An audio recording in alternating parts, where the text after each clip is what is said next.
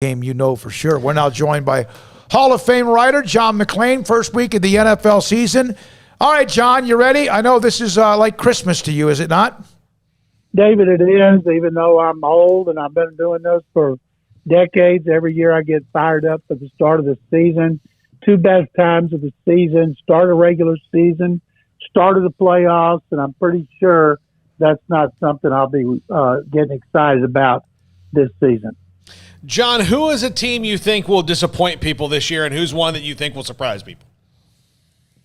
I picked, and I'm not really sure why, I just tried to be a little different. I picked Cleveland to win the Super Bowl over Green Bay in our football section. It came out Sunday. Those stories are on our sports website, TexasSportsNation.com. And I also picked Atlanta to win a wild card berth. I just didn't want to keep picking the same teams, which is very easy to do. Pick the Cowboys to win the NFC East, but that's no surprise. I'm amazed when people continue to pick Washington and say Washington's going to be better. I just don't see better could be 8-9 or 9-8, but I think the Cowboys are going to win that division, and a lot of people are down on the Steelers. I didn't have them making a playoffs. Not really sure why. I think Rams are going to win the NFC West, and there's some bad divisions, including the one I cover in the AFC South, because you got Houston and Jacksonville, two of the worst teams in the league. But there'll be teams, Paul, that pop up and make us scratch our head because that happens every year. And, John, those Jaguars and Texans meet in game number 1. So somebody is guaranteed to get a win here as Urban Meyer makes his regular season debut. And obviously Texans with a new face on the sidelines as well, David Culley. So your thoughts on Jacksonville and the Texans? Craig, the Texans need to win this game more than the Jaguars. Even though the Jaguars were 1-15 last year, the Texans swept them. The Texans have beaten them every game since 2017. Trevor Lawrence is a rookie starter, and Urban Meyer is making his NFL debut. The Jaguars are 3-point favorites, which shows the lack of respect the Texans get from the odds makers, as well as around the NFL, where everybody picks the Texans to have the worst team in the league. I have them starting 2-1 and finishing 5-12, and that's only if Tennessee rested starters in the last game. Otherwise, I have a 4-13, but they need to win this game. They've only played one rookie quarterback in the first game in their team history, and that was 2009 when they played the Jets and Mark Sanchez. Texans were favored under Gary Kubiak in NRG Stadium, and not only did they lose, they got humiliated. Let's see what that score was.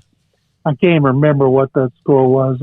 It was 24-7, and then the only time they've opened against the Jaguars was 2017, also in NRG Stadium. They got beat 29-7. Jaguars went on to the AFC Championship game, and then they went straight down the toilet, and that's why Urban Meyer has come out of retirement to coach in the NFL and see if he can be successful like Jimmy Johnson, or he'll want to get out pretty fast like Nick Saban.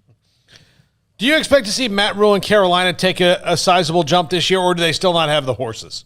No, I don't think they will. I think they wanted Deshaun Watson real bad, and they still might. But Sam Darnold was 38th in passer rating last year. A lot of people think Joe Brady, their quarterback coach and offensive coordinator, did such a good job with Joe Burrow at LSU 2 years ago that he will straighten Sam Darnold out, and he very well might. And I picked the Texans to win that game here, third week of the season, because it's early in the season.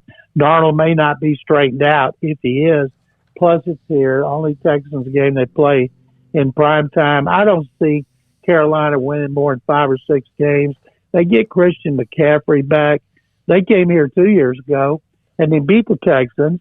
Deshaun Watson was so bad long after the game ended, his quarterback guru from Atlanta, Quincy Avery, comes to all of his games.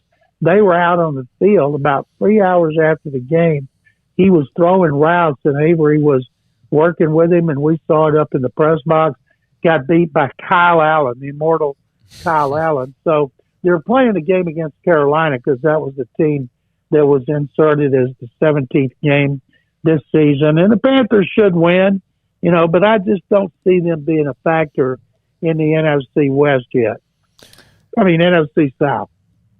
John, on Monday Night Football, since we won't talk to you before then, Baltimore and Las Vegas. I was curious, what are your thoughts on Gruden entering this season, and do you expect Vegas to – obviously the Chiefs are in that division just for starters, but is Vegas climbing under Gruden, or are they kind of in neutral?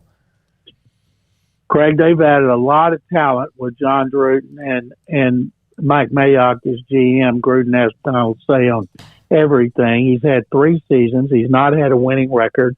I don't have them in the playoffs. I think that probably wouldn't surprise me if we don't see Mike Mayock back in TV next year, that they'll say, okay, somebody's got to go, and it won't be Gruden. And maybe Gruden gets tired of losing or not. Maybe he gets tired of not winning. People are fired up playing that stadium with a crowd, and maybe that'll make a difference. But they haven't done a lot with the talent they brought in. And some of the talent they brought in was very highly rated coming out of college, but it just hasn't worked out for some of those highly rated players. John, last question. We got about a minute here. Is there anything negative to a 17-game season? Nobody can finish 500, and I have a hard time talking about that. I've been saying, well, this team can finish 500, that team can finish 500, and all I know is no team can finish 500. Unless there's 8-1. Right? There's maybe. Yeah, but that's a great point in the tie game. But I think, though, you're right. They could. Yeah, I'm an idiot. No. I just thought about that. I'm a math guy, so that just popped into my head. You can bring that up next time now on your other shows. I am not a math guy. I can tell you guys that, and sick 'em. Thank you very much, John McClain, Houston Chronicle, with us every Tuesday around 5:30. When we come back, that Texans-Jags game. Oh God, that's like crap fighting vomit. Oh my gosh, no kidding. This Saturday.